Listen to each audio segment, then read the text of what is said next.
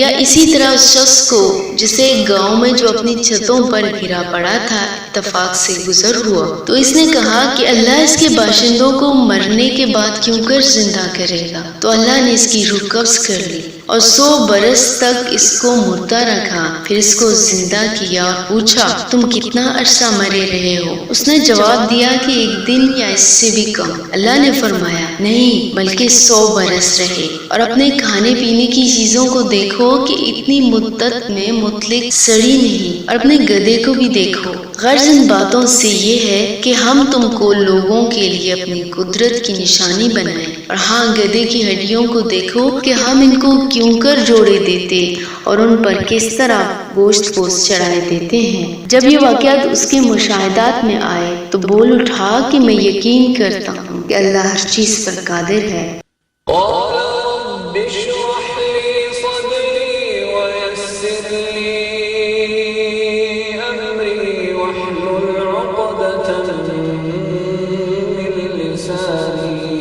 يفقهوا قولي